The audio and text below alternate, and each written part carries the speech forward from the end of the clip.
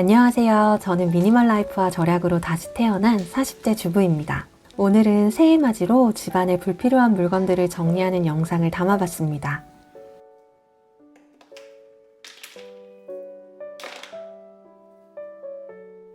지난주엔 집을 보러 다녀왔어요. 지금 집은 33평인데요. 25평형 집을 봤습니다. 처음 집을 보고 느낀 점은 우리 집 물건이 다 안 들어가겠는데? 였어요. 집에 와서도 우리 집 물건들을 훑어보게 되었어요. 갑자기 이사를 가던 오랜 여행을 떠나게 되던 물건 걱정은 하지 않고 홀가분하게 떠날 수 있고 싶다 라는 생각이 들더군요. 집을 보고 온 날 쓰지 않고 자리만 차지하는 녀석들을 보니 속이 답답했어요. 불필요한 물건들을 당장 비워냈습니다. 불필요한 물건을 정리할 때 가장 귀찮은 일이 중고거래인데요. 내 눈엔 멀쩡해서 값이 나가 보이지만 타인에게는 중고일 뿐이라 생각했던 금액에 팔기도 어렵고 작은 흠집 하나도 신경이 쓰이는 일이었어요. 나눔은 더더욱 신중하게 되고요. 중고거래에 쓰이는 에너지가 너무 피곤하게 느껴져요. 물건의 값이 싸던 비싸던 사는 즉시 중고값이 되고 되파는데 많은 에너지를 써야 된다는 것을 느끼면서 물건에 집착하고 가소비하던 습관이 확실하게 줄어들었어요. 방 곳곳에 자리 잡고 있던 안 쓰는 물건들을 정리하고 물건이 필요한 곳으로 보내지고 나니 마음이 너무 홀가분해졌어요. 밀린 숙제를 끝낸 기분이랄까요?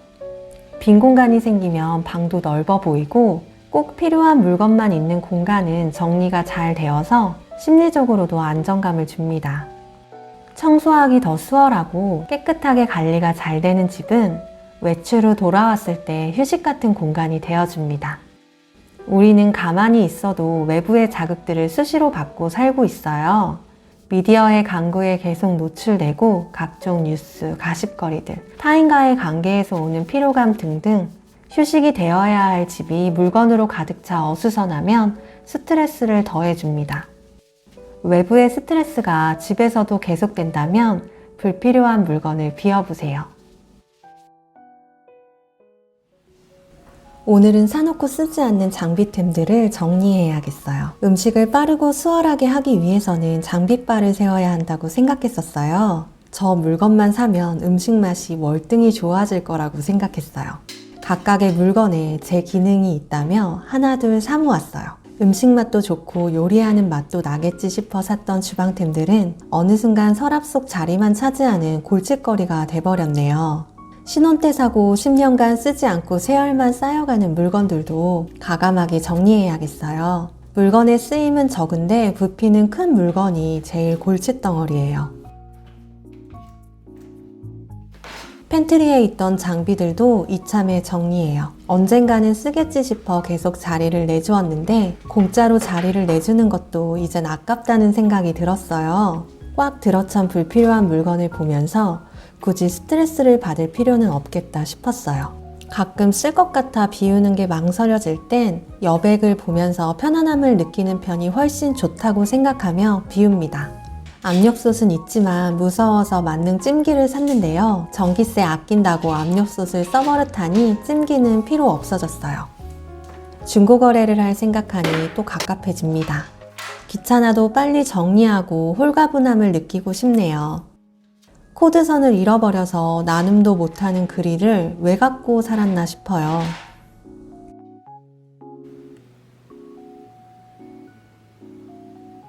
살림이 장비빨이라고 생각하며 물건을 계속 들였었는데 없어도 크게 불편한 일은 없었어요.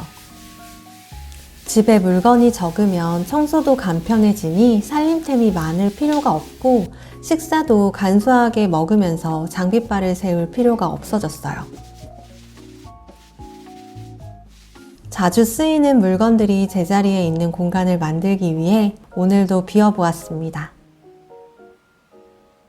여러분, 영상이 많이 늦어졌죠? 연말부터 새해 첫 주까지 생쇼하고 돌아왔습니다. 연말엔 부동산을 보러 다녔는데요. 뉴스에서 부동산 하락했다는 소리는 살짝 와닿지 않더라고요. 여전히 억소리 나게 비싸고 크게 급매도 없었어요. 이사가 급한 건 아니라서 분위기만 살피고 왔습니다. 집값을 체험하고 오니 돈독이 올라서 알바 구직 활동을 열심히 했는데요. 이력서를 열람을 했는데 연락이 없는 거예요. 꿀알바 찾기도 하늘의 별 따기입니다. 아이 방학까지 겹쳐서 시간과 거리의 조건을 맞추다 보니 마땅한 자리도 없거니와 시급도 너무 적어서 마음이 급했나 봐요. 업무 강도를 느껴보고 선택하라는 권유에 알바를 시작해봤는데요. 다시 백수로 컴백했습니다. 갑자기 알바 뛴다고 부산스럽게 면접 보고 돌아다니는 저를 보고 남편이 너무 급해 보인다고 하는데 그때 제정신이 돌아왔어요. 알바 그만두고 쉰지 6개월이 넘어가니 조금 초조해지기도 하고 집값을 보고 오니 돈을 벌어야겠다는 생각에 마음만 앞섰더라고요. 요즘 경기가 정말 안 좋은지 알바도 예전처럼 올라오지 않는 것 같아요. 급할 때 일을 그르치는 실수가 많으니 조금 천천히 일자리를 구해야겠다고 생각했습니다. 아이 방학에 알바 자리까지 찾는다고 빨빨거렸더니 집안 꼴이 순식간에 엉망이 되었어요. 주부가 집에서 하는 살림과 집밥이 결코 하찮은 일이 아니라고 다시 한번 느꼈습니다.